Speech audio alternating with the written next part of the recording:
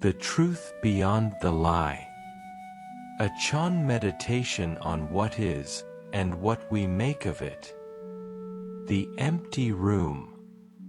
There is a room you may know.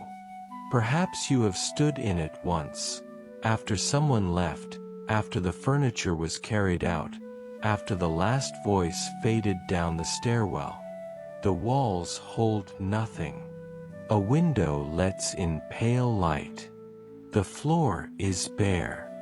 Dust moves in the beam of it, slow and indifferent, the way smoke moves when no one is watching.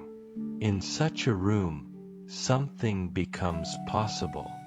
Not thinking, not deciding, only standing, breathing, letting the echo of your last footstep dissolve into stillness.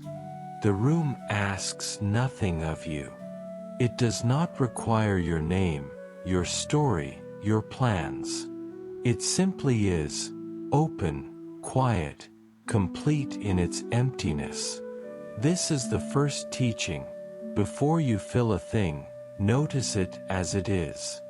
Before you speak, hear the silence it comes from. Before you act, feel the stillness underneath the urge. The room does not lie. It has no reason to. What needs no name, needs no lie to hold it together. Emptiness is honest. Silence does not pretend. The lie we live in. People are builders. They take the raw, wordless fabric of existence and they cut it, stitch it, name every seam. They say, this is mine, this is good, this is threat, this is sacred. They draw a circle around themselves and call it self. They draw a larger circle and call it world. And within those circles, a great and restless industry begins. The mind manufactures, meaning the way a factory manufactures smoke, constantly, automatically, without asking whether it is needed.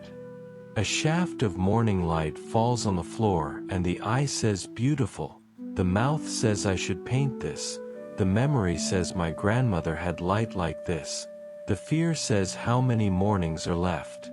And the light itself, is already gone, unwitnessed, swallowed by the story we made of it. This is the lie. Not a conscious deception. Not a villain's scheme. Only the habit of a mind that cannot stop rearranging what it sees into something it can use. Truth does not live inside these arrangements. It never did. It stands at an enormous and silent distance from them, the way mountains stand behind weather. The mind is a translator, but truth speaks no language. Every translation is already a departure from the source. What the dust knows. Return to the empty room. Crouch down if you like, and watch the dust.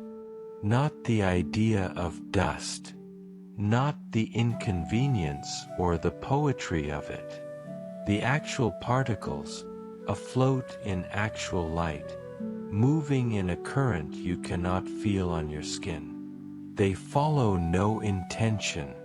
They want nothing. They do not try to be beautiful or ugly, spiritual or mundane. They simply respond to the air's slightest movement, to warmth, to stillness. They are, in this, perfectly free. The Taoist sages watched things like this. Water, reeds, clouds at dusk. Not to extract wisdom, but because looking, really looking, without wanting anything from what you see, has a way of loosening the knot the self ties around itself. Less I, and what remains? The dust, still drifting.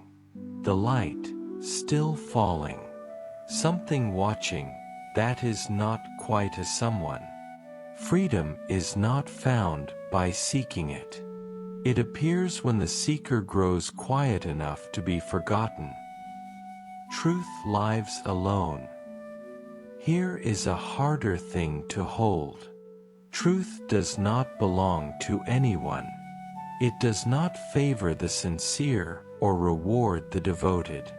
It is not a destination that effort reaches, nor a gift that suffering earns.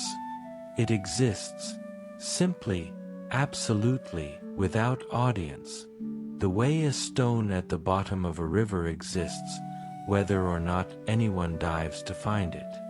What people call truth is almost always something smaller. A consensus, a convenience, a story told so many times it grows the texture of fact. Nations build themselves on these smaller truths. Religions organize around them. Even the private life, the story you tell yourself about who you are, what you deserve, what you have lost, is woven from them.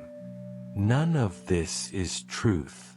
It is only the human world doing what the human world does, converting the infinite into the manageable. The real is not offended by this. It does not withdraw in protest. It simply continues to be indifferent, intact, untouched, on the far side of every story ever told about it. Truth requires no defense because nothing can reach it. What people protect so fiercely is always only their version of it. The pause before the word. There is a moment, you may have noticed it, just before you speak. A pause, brief as the space between one breath and the next. In that pause, something is whole. Then the word comes, and the wholeness divides itself into meaning, and meaning into message, and message into all the noise and consequence of being a person in the world. Chan practice, at its heart, is the art of resting in that pause. Not permanently, not as escape, but long enough to remember that the pause exists, that beneath all speaking, all striving, all the elaborate theater of the self, there is something prior, something that does not need to prove itself or be understood. Loneliness can bring you there, sometimes. Not the aching kind, but the clean kind, the kind felt on a long walk alone, or in a room where the light is changing and no one else is watching. A depth opens. You fall a little way into it, and do not hit a bottom. This is not frightening when you stop expecting solid ground. Before the word, stillness. Before the thought, being. Whatever you find there, you did not make it, and so, for once, it is true. Returning. The window is still there. The light has moved, it moves all morning, all life, without ceremony. The dust has settled, or drifted elsewhere. The room is the same room it was, and it will be the same room when you leave. You are not asked to abandon your life, your speech, your relations, your desires. You are only invited to carry within all of it a small, unhurried awareness, that what you see is never quite what is there, that what you say is never quite what you mean, that what you mean is never quite what is true, and that this does not need to be a tragedy. The river does not mourn that it cannot be the mountain. The dust does not grieve that it cannot be the light. Each thing, in its place, in its motion, is precisely what it is, and in being precisely that, it touches, just barely, the hem of something unnameable. Flow. Do not grip. Let the story loosen. Let the self grow a little lighter, a little more transparent, until the light coming through the window passes through you too, and lands, warm and indifferent, on the floor.